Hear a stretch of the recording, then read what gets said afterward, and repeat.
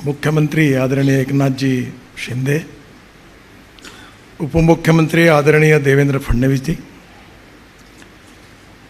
केंद्र सरकार में मेरी सहयोगी मीनाक्षी जी, हमारे सीआईए के चेयरमैन आदरणीय संजीव बजाज, श्री चंद्रजीत बैनर्जी, श्री राजन नवानी जी, उपस्थित सभी सम्मान्य अतिथिगण, भाई और बहनों, स्वाधीनता के अमृत महोत्सव के उपलक्ष्य में जिन विशेष कार्यक्रमों का आयोजन हुआ है, जिसमें हमारे प्रधानमंत्री जी का सपना है कि $5 ट्रिलियन की इकोनॉमी बनाना और भारत को आत्मनिर्भर भारत बनाना, इसी बात के लिए आप सबके सहयोग लेकर आगे बढ़ने के लिए आज के कार्यक्रम का आयोजन हुआ है। सबसे पहले मैं एकनाथ जी और देवेंद्र जी के नेतृत्व में महाराष्ट्र के नई सरकार को हृदय से बहुत बहुत शुभकामनाएं देता हूं, शुभेच्छाएं देता हूं। मैंने उनको यही कहा था कि अमृत महोत्सव के निमित्त हमने आपको ऐसा अमृत पिला दिया है कि आपको अब अमरत्व प्राप्त हुआ है। निश्चित रूप से एकनाथ जी और देवेंद्र जी के नेतृत्व में महाराष्ट्र और प्रगति और विकास की ओर आगे जाएगा और प्रधानमंत्री मोदी जी के नेतृत्व में हम सब लोग पूरी ताकत और शक्ति के साथ महाराष्ट्र को सहयोग करेंगे, ये विश्वास उनको देता हूं। वैसे महाराष्ट्र एक ग्रोथ इंजन है और मुंबई जो है वो हमारे देश की एक प्रकार से इकोनॉमिक कैपिटल है और $5 ट्रिलियन की अगर इकोनॉमी बनानी है तो मुझे पूरा विश्वास है कि मुंबई और महाराष्ट्र के बिना वो सपना कभी पूरा नहीं हो सकता। हमारे देश में महाराष्ट्र का हमारे देश के आर्थिक विकास में बहुत बड़ा योगदान है। हमारे देश के जीडीपी में मैन्युफैक्चरिंग सेक्टर जो है उससे 22 से 24% जो कंट्रीब्यूशन है, उसमें मैक्सिमम कंट्रीब्यूशन महाराष्ट्र से होता है। सर्विस सेक्टर में हमारे जीडीपी में जो 52 से 54% कंट्रीब्यूशन है, उसमें भी मैक्सिमम कंट्रीब्यूशन महाराष्ट्र का है। और विशेष रूप से एग्रीकल्चर ग्रोथ रेट जो बढ़ाना हमारे लिए सबसे आवश्यक है और जिसके लिए महाराष्ट्र बहुत बड़ी भूमिका अदा कर रहा है, और वो भी आज 12% है और जो हम चाहते कि हम 20% तक ले जाए, वो भी भारत में अगर सबसे प्रोग्रेसिव एग्रीकल्चर कहीं है तो वो महाराष्ट्र में है। और उसको और गति देने का जो संकल्प एकनाथ जी और देवेंद्र जी ने व्यक्त किया है, उससे निश्चित रूप से आत्मनिर्भर भारत बनने में बहुत सहयोग प्राप्त होगा। मैं विशेष रूप से इंफ्रास्ट्रक्चर की बात करूंगा कि देवेंद्र जी ने समृद्धि महामार्ग बनाया। एकनाथ जी उस समय एमएसआरडीसी के मंत्री थे और एमएसआरडीसी का मेरा इतना संबंध है कि एमएसआरडीसी का फाउंडर मैं हूँ। तो एमएसआरडीसी का मुझे याद है कि इसी हॉल में एमएसआरडीसी की स्थापना होने के बाद एक कार्यक्रम हुआ था और उस कार्यक्रम में हिंदुस्तान कंस्ट्रक्शन कंपनी के अजीत गुलाबचंद जी भी उपस्थित थे। तो क्वेश्चन में उन्होंने मुझे पूछा था, तो मैंने बताया हम हाईवे बनाएंगे, फ्लाईओवर बनाएंगे। तो उनको लगा नहीं कि हम बना पाएंगे। तो उन्होंने कहा आप कम से कम जो रोड है वो तो अच्छे बनाओ। पर आज एमएसआरडीसी ने वर्ली बांद्रा सीलिंग प्रोजेक्ट हो, 55 फ्लाईओवर्स हो, एकनाथ जी इसका अपना एक रिकॉर्ड हुआ है। जो मुंबई पुणे एक्सप्रेस हाईवे के लिए उस समय धीरूभाई जी का आग्रह था, अंबानी जी का, जिसका लोवेस्ट टेंडर 3600 करोड़ रुपए में था, मैं 97 की बात कर रहा हूँ, वो हाईवे एमएसआरडीसी ने उस समय का केवल 1650 करोड़ रुपए में बांधकर पूरा किया और रिकॉर्ड बना। जो फ्लाईओवर की कीमत, जो 55 फ्लाईओवर की कीमत 2000 करोड़ रुपए थी, वो एमएसआरडीसी ने केवल वो काम 950 करोड़ रुपए में किया। तो पहली बार एस्टिमेट कॉस्ट से कम पैसे में काम करके एमएसआरडीसी ने दिखाया। और देवेंद्र जी के नेतृत्व में आप जब मंत्री थे तो आपने समृद्धि महामार्ग भी बहुत अच्छे तरीके से बनाया। कल मैं गवर्नर साहब को लेकर मैं अकोला जा रहा था, तो फ्लाइट में मैं उनको समृद्धि महामार्ग दिखा रहा था, और सही में ये समृद्धि महामार्ग महाराष्ट्र के इतिहास के लिए एक समृद्धि देगा, और इसलिए स्वाभाविक रूप से आज महाराष्ट्र और प्रगति और विकास की ओर जा रहा है। और स्वाधीनता के 75 साल में मैं ये मानता हूँ कि निश्चित रूप से आपके नेतृत्व में आगे आने वाले 25 साल की विजन निश्चित रूप से बनेगी, जो महाराष्ट्र की तस्वीर को बदल तो देगी ही, केवल देश में नहीं तो पूरे वर्ल्ड में निश्चित रूप से महाराष्ट्र आगे जाएगा। एक महत्वपूर्ण बात है कि जो मैं आपसे आज इस निमित्त रिक्वेस्ट करूंगा कि हम दिल्ली से मुंबई हाईवे बना रहे हैं, और ये हाईवे लगभग 70% इसी साल दिसंबर में पूरा हो रहा है। 1 लाख करोड़ का एक ही हाईवे है, और मेरा ड्रीम है कि नरीमन पॉइंट से यानी ताज होटल से दिल्ली में 12 घंटे में पहुंचना, पर मैंने उसके लिए आगे 50,000 करोड़ रुपए का बहुत बड़ा जो वर्ली बांद्रा को लिंक करने वाला नरीमन पॉइंट से लेकर, क्योंकि इधर आपने फिर ये कोस्टल रोड बनाया तो डायरेक्ट हम लोग दिल्ली तक पहुंच जाएंगे।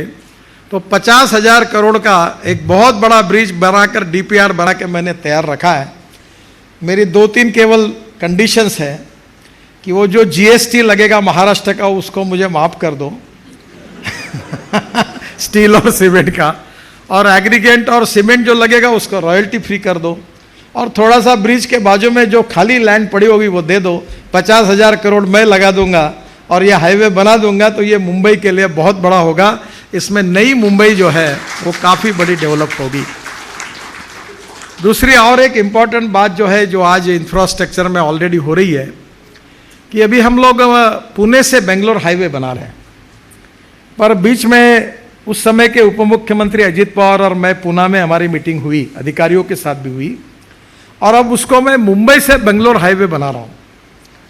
ये जो वेस्टर्ली बाईपास है, जो टोल नाका आखिरी का है पुणे जाते समय, खंडाला के बाद, लोनावाला के बाद, उसके बाद में वहीं से पुणे के रिंग रोड को जोड़कर पुणे से बेंगलोर केवल 3.5 घंटे में होगा, और 4.5 घंटे में हम मुंबई से बेंगलोर तक पहुंचने की कोशिश करेंगे, क्योंकि ये 125-130 किलोमीटर के स्पीड से जा पाएंगे। तो मुझे लगता है कि इसका भी भूमि पूजन अलाइनमेंट पक्की हो गई है, और ये भी आने वाले 2-3 महीने में इस कार्य की शुरुआत होगी। और दूसरा, पुणे से औरंगाबाद ये नए रोड का भी हमने अलाइनमेंट पक्की कर दी है, और पुणे से औरंगाबाद संभाजीनगर 2 घंटे में होगा। तो मेरा आपसे अनुरोध है कि दोनों हाईवे के लिए आपके नेतृत्व में तुरंत लैंड एक्विजिशन के कार्य की शुभारंभ होकर अगर शुरू हो जाएगा तो निश्चित रूप से महाराष्ट्र के लिए इसका बहुत बड़ा उपयोग होगा। और एक महत्वपूर्ण बात है कि इस हाईवे से मैं आपसे अनुरोध करूंगा कि जैसे आपने नई मुंबई बनाई है, वैसा नया पुणे और नया औरंगाबाद बनाने का हाईवे के बाजू में एक बहुत अच्छा अवसर है, क्योंकि हाईवे बनने के बाद सब लोग जमीन खरीद लेते हैं। हम हाईवे बनाने के पहले महाराष्ट्र सरकार जमीन खरीदी करे, जिसके लिए मैं सहयोग करूंगा, और वहाँ नई टाउनशिप अगर आप बनाएंगे तो वो एक बहुत अच्छी तरह से औरंगाबाद के लिए, संभाजीनगर के लिए और पुणे के लिए भी बहुत बड़ा योगदान हुआ। एक अच्छी बात हुई है कि मुंबई और पुणे का पोल्यूशन जो है, जो ठाणे का है, इसमें सबसे बड़ा प्रॉब्लम है कि जो हमारा पूरा जम्मू कश्मीर से लेकर पूरा उत्तर का जो ट्रैफिक आता है, दिल्ली, पंजाब, हरियाणा, राजस्थान, गुजरात, ये पूरा मुंबई आता है और मुंबई से पुणे जाता है, और पुणे से एक तरफ सोलापुर और एक तरफ कोल्हापुर जाता है साउथ जाने के लिए। पर अब हमने एक नया रोड बनाया जो सूरत से डायरेक्ट, सूरत से नासिक और नासिक से अहमदनगर और अहमदनगर से सोलापुर, और सोलापुर से आगे एक तरफ वो हैदराबाद, त्रिवेंद्रम, बेंगलोर तक पूरे तरह हमने हाईवे उधर मार्क किए हैं, तैयार किए हैं। तो मुझे लगता है कि ये पूरा जो साउथ का ट्रैफिक है मुंबई और पुणे आने वाला है, इसमें 50% कम हो जाएगा। तो इसमें पुणे और मुंबई का पोल्यूशन भी काफ़ी कम होगा, ठाणे का बहुत कम होगा, और इसलिए ये भी आप इसके लिए जरूर प्राथमिकता दीजिए, जो आपके नेतृत्व में ये महाराष्ट्र के लिए बहुत महत्वपूर्ण होगा। नागपुर से हैदराबाद का भी हाईवे बना रहे, जिसमें देवेंद्र जी का वो और मैं दोनों नागपुर के हैं, तो दोनों बैठकर उसमें का समाधान तो हम तुरंत से काम शुरू करेंगे। महाराष्ट्र में सबसे बड़े इंपॉर्टेंट है शुगर इंडस्ट्री, और महाराष्ट्र में आज जो कुछ समृद्धि आई है, एग्रीकल्चर ग्रोथ रेट बढ़ा है, वेस्टर्न महाराष्ट्र में, मराठवाड़ा में, अब विदर्भ में थोड़े प्रमाण पर शुगर इंडस्ट्री के कारण बहुत प्रगति हुई है। हमारे देश में टोटल 340 लाख टन शुगर जो तैयार होती है, उसमें 50% शुगर महाराष्ट्र में होती है। और इस साल sugar surplus, corn surplus, rice surplus, इसके नई समस्याएं खड़ी हुई है। तो मैक्सिमम शुगर का कन्वर्शन इथेनॉल में करने की दो नीतियों को भारत सरकार ने अनुमति दी, जिसका सबसे बड़ा फायदा महाराष्ट्र को हो रहा है। और इसलिए ये जो इथेनॉल है, अभी हमने पेट्रोल में तो 20% डालने का निर्णय किया, फिर भी हमें बहुत शॉर्ट सप्लाई है, 10% अभी पूरा हुआ है। पर अभी हमने एक नया निर्णय हुआ है कि मैं एक बार पढ़ते पढ़ते रशियन साइंटिस्ट, उन्होंने एक प्रयोग किया कि इथेनॉल की कैलोरिक वैल्यू पेट्रोल की तुलना में 1 litre petrol equal to 1 litre 300 ml of ethanol. तो उस समय ये देखकर मुझे लगा कि ये हमने करना चाहिए, तो मैं रशियन साइंटिस्ट को मैंने इंडिया में बुलाया और उनका प्रेजेंटेशन लेने के बाद मुझे लगा कि हो सकता है। तो इंडियन ऑयल के जो चेयरमैन है मिस्टर वैद्य, उनको और राम कुमार करके रिसर्च लेबोरेटरी के डायरेक्टर है, उनको दोनों को बुलाकर उसका प्रेजेंटेशन दिया। तो राम कुमार जी ने मुझे कहा कि ये मुझे कठिन लगता है सर। मैंने बोला ट्राई करके देखिए, और उनने 3 महीने ट्रायल दी फरीदाबाद में। अब उन्होंने मुझे सर्टिफाई करके लेटर मुझे और पेट्रोलियम मिनिस्ट्री को दिया है कि ये इससे इथेनॉल की कैलोरिक वैल्यू पेट्रोल के बराबर होगी, यानी इथेनॉल का एवरेज जितना मिलेगा उतना ही पेट्रोल का एवरेज मिलेगा। तो स्वाभाविक रूप से मैं आपसे अनुरोध करूंगा कि अब फ्लेक्स इंजन की गाड़ियां अगले महीने से आ रही है। इसमें से टोयोटा, हुंडई, सुजुकी, और ये ब्राज़ील, यूएसए और कनाडा में है। और वो जो गाड़ियां है, और बजाज की स्कूटर 2 व्हीलर, टीवीएस की और हीरो की भी आई है, और ऑटो रिक्शा भी आई है। तो अब महाराष्ट्र से पेट्रोल को हद्दपार करिए। पेट्रोल 120 रुपये लीटर और इथेनॉल 62 रुपीज़ लीटर आएगा, कैलोरिक वैल्यू सेम होगी, तो ग्राहकों का भी फायदा होगा। मैं आपसे विशेष रूप से अनुरोध करूंगा कि ई व्हीकल की बात मैं जब करता था तो लोग कहते थे कि होगा नहीं। अब मुंबई में ई बसेस आ गई, पूना में आ गई। अब तो इलेक्ट्रिक व्हीकल 4 व्हीलर हमारी भारतीय कंपनियों की, अब ये 9 महीने, साल भर उसकी वेटिंग लिस्ट है, इतने ई व्हीकल की डिमांड बढ़ी। अब स्कूटर आ गई, और हम 10 लाख करोड़ रुपए का क्रूड ऑयल इंपोर्ट करते हैं। अब ethanol, methanol, biodiesel, bio LNG, bio CNG, और इसके साथ ग्रीन हाइड्रोजन की भी शुरुआत हुई। और मेरे पास तो हाइड्रोजन की गाड़ी है, मर्सिडीज से भी अच्छी है, हवा भी कोई धुआं भी नहीं निकलता और आवाज भी नहीं आता।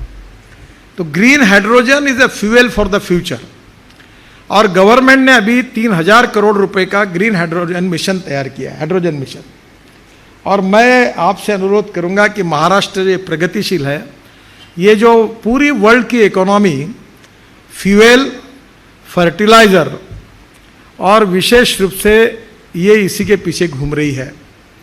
तो मेरा आपसे अनुरोध है कि आज फ्यूल में सबसे बड़ी प्रॉब्लम और समस्या है, जिसका आप जीएसटी कम करने की बात कर रहे हैं, वो तो जरूर करिए, पर जीएसटी से अपनी फ्यूल तैयार होगी। अभी महाराष्ट्र में देवेंद्र जी, मैंने 2 प्लांट का इनॉग्रेशन किया कि एक पूना में बायो सीएनजी बनाया उन्होंने, जो ट्रैक्टर को कन्वर्ट कर रहे हैं, और दूसरा जो प्लांट है वो हमारे इसमें ठोमरे जी है, उन्होंने यवतमाल जिले में शुरू किया। और अब महाराष्ट्र में 10-12 प्लांट ऐसे हैं कि जो बायोमास से बायो सीएनजी, बायो एलएनजी बना रहे हैं। तो ये हमारे किसान इतने अच्छे हैं, तो हम आने वाले समय में ये जो पूरा इंपोर्ट है क्रूड ऑयल का, पोल्यूशन करने वाला, इसमें महाराष्ट्र सबसे बड़ी भूमिका लेंगे, तो हमारा इंफ्रास्ट्रक्चर बदल जाएगा। मैं आपको और एक अनुरोध करूंगा कि अब रोपवे, केबल कार, फेनिकुलर रेलवे भी मेरे पास है। मैं बद्रीनाथ, केदारनाथ, गंगोत्री, यमुनोत्री सब जगह बना रहा हूँ। 65 प्रोजेक्ट्स मंजूर किए हैं, महाराष्ट्र में भी है कुछ। मेरा आपसे अनुरोध है कि ये पब्लिक ट्रांसपोर्ट और इलेक्ट्रिसिटी में ये ट्रॉली बस जो है, जिसमें बैटरी की ज़रूरत नहीं है, और इसलिए वो सस्ती भी है। तो ये अगर हम शुरू करेंगे, जो पूरा मुंबई में पुरानी ट्राम थी, तो ये टायर पे चलने वाली ये 2 बसेस जोड़कर जाएगी, तो इससे कॉस्ट बहुत कम हो जाएगी। एग्जिस्टिंग डीजल बस के रेट जो टिकट के हैं वो 30% कम हो जाएंगे। तो मुझे लगता है कि आपने बिल्कुल सही कहा कि पब्लिक ट्रांसपोर्ट इलेक्ट्रिसिटी ये बहुत इंपॉर्टेंट है, और समुद्र में भी हम रोप वे केबल कार का उपयोग कर सकते हैं।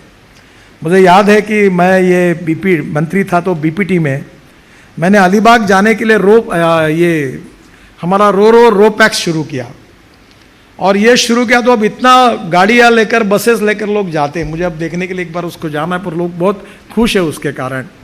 इसी प्रकार से नए मुंबई से लेकर और नए एयरपोर्ट को, शिंदे जी, मैंने एक प्रोजेक्ट तैयार करके बीपीटी में रखा है कि हमारे मुंबई के किसी भी दिशा से 17 मिनट के अंदर हम पानी से, वाटर टैक्सी से नए मुंबई के एयरपोर्ट पर पहुंच जाएंगे, ठाणे से लेकर वसई विरार से लेकर तब।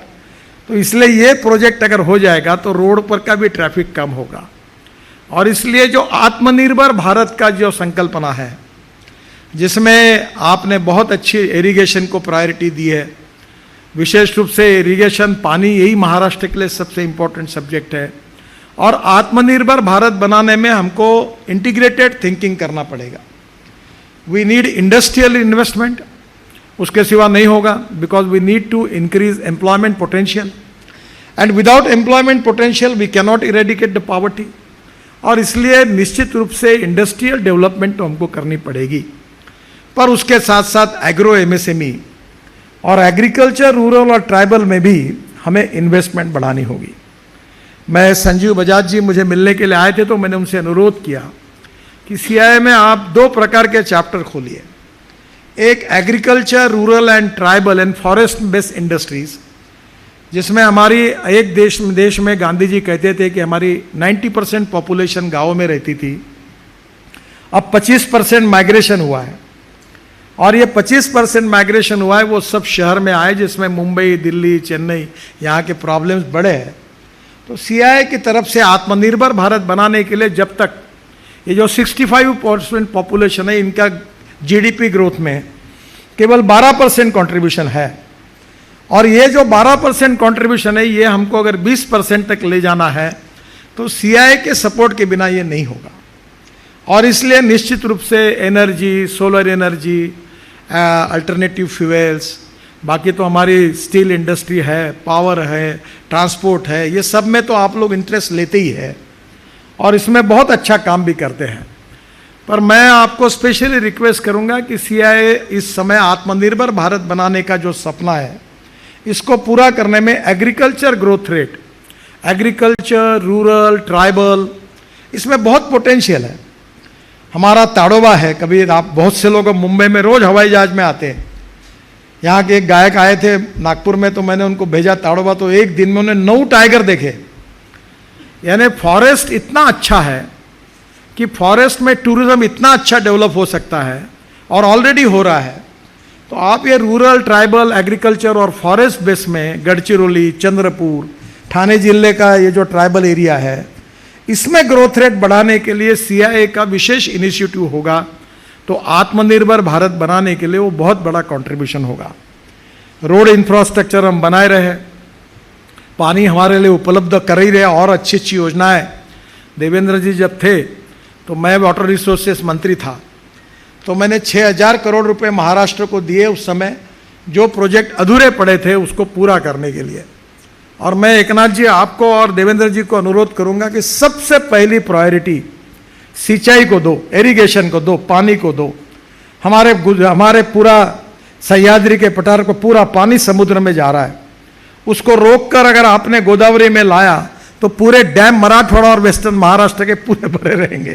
तो आपका विशेष रूप से ध्यान इस बात की तरफ है, और इसलिए एग्रीकल्चर, रूरल और ट्राइबल सेक्टर में सीआईआई और बाकी ऑर्गेनाइजेशन के सहयोग से एग्रीकल्चर ग्रोथ रेट को बढ़ाने के लिए अल्टरनेटिव फ्यूल से लेकर बाकी बहुत सी क्रॉप पैटर्न बदलने में काफ़ी आपने इंटरेस्ट लिया है। तो मुझे विश्वास है कि ये आत्मनिर्भर भारत बनाने का जो सपना प्रधानमंत्री के जी का है, $5 ट्रिलियन की इकोनॉमी बनाने का है। We are the fastest growing economy in the world, और आज हमारा देश ऐसा है कि हमारे पास सबसे ज़्यादा young talented engineering power man power हमारे देश में है। Innovation, entrepreneurship, science, technology, research, skilled and successful practices, we name it as knowledge and conversion of knowledge into wealth is the future. इसमें महाराष्ट्र सबसे अग्रेसर है और वेस्ट टू वेल्थ में भी महाराष्ट्र अग्रेसर है। आप देश को मार्गदर्शन करने की क्षमता रखते हैं और इसलिए निश्चित रूप से आने वाले समय में प्रधानमंत्री जी ने जो 75 साल हमारे देश को पूरे हुए हैं, इस 8 साल में हमने सभी क्षेत्रों में काम किया है। बहुत बड़ा उसका किताबें लिखी जा सकती है, प्रेजेंटेशन किया जा सकता है। मैं मानता हूं कि we are a rich nation with a poor population. इस 8 साल में बहुत बड़ा परिवर्तन दिखा। इसके पहले क्या हुआ इसका मैं चर्चा नहीं करूंगा, but the wrong economic policies and bad and corrupt governance and visionless leadership, यही हमारी समस्या थी। और इसलिए आज हमारे देश की कहानी बन गई rich nation with a poor population. But this is the appropriate time for the country that with appropriate leadership and appropriate vision, we can make miracles. We can make Indian economy number 1 economy in the world. We are the fastest growing economy in the world. और ये उद्योग क्षेत्र के सहयोग के बिना नहीं हो सकता। उद्योग, एग्रीकल्चर दोनों में भी हमें बहुत बड़ा ट्रांसफॉर्मेशन लाना पड़ेगा। और मैं अक्सर इस बात को कहते रहता हूँ कि politics is the instrument of socio economic reform. और आने वाले समय में महाराष्ट्र में निश्चित रूप से ये जो 75 साल पूरे हुए जो अमृत महोत्सव मनाए जा रहे हैं, इस 75 साल में इंस्पिरेशन, मोटिवेशन और भारत सरकार का, मोदी जी के नेतृत्व में हमारी सरकार का पूरा सपोर्ट लेकर आने वाले समय में इंडस्ट्री, ऐसे एग्रीकल्चर, इंफ्रास्ट्रक्चर, पावर, टूरिज्म, इन सब सेक्टर में बहुत बड़ी प्रगति होगी। और सीआईआई में विशेष रूप से संजीव जी से अनुरोध करूंगा कि एग्रीकल्चर, रूरल, ट्राइबल के बारे में भी इन्वेस्टमेंट भी चाहिए, इनोवेशन भी चाहिए, रिसर्च भी चाहिए और उसके साथ सक्सेसफुल प्रैक्टिसेस भी चाहिए। और मैं विश्वास रखता हूं कि there are hundreds of good experiments. हम लोग बायो सीएनजी बना सकते हैं, एलएनजी बना सकते हैं, इथेनॉल की इकोनॉमी बना सकते हैं। Everything is proven. मैं मानता हूं कि प्रूवन टेक्नोलॉजी जो है वो बहुत ही आवश्यक है। Availability of raw material, effective marketing और इकोनॉमिक वायबिलिटी, और इसमें आप जैसे लोग निश्चित रूप से एक नई दिशा दे सकते हैं। और राज्य सरकार का सहयोग, आपका सहयोग और भारत सरकार की समर्थन से मुझे लगता है कि निश्चित रूप से ये सपना पूरा होगा। मैं आज फिर से एक बार एकनाथ जी को और देवेंद्र जी को, पहला ही कार्यक्रम उनका था और हमने उनका ऐसा अमृत पिला दिया है कि अब मुझे नहीं लगता कि उनकी गाड़ी कहीं रुक पाएगी और बहुत गति से, तेजी से, बुलेट ट्रेन से भी ज़्यादा स्पीड से महाराष्ट्र के विकास की यात्रा और आगे जाएगी। और सीआईआई से लेकर आप सब लोगों का, इन्वेस्टर्स का बहुत अच्छा सपोर्ट मिलेगा। मैं इस कार्यक्रम के लिए सीआईआई को बहुत बहुत शुभकामनाएं देता हूं और मीनाक्षी जी को धन्यवाद लेता हूं कि उनके विभाग की ओर से उन्होंने विशेष रूप से आज इस अमृत महोत्सव के निमित्त इस कार्यक्रम का आयोजन किया, इसलिए उनको भी बहुत बहुत धन्यवाद। नमस्कार, थैंक यू। एबीपी माझा, उघडा डोळे बघा नीट।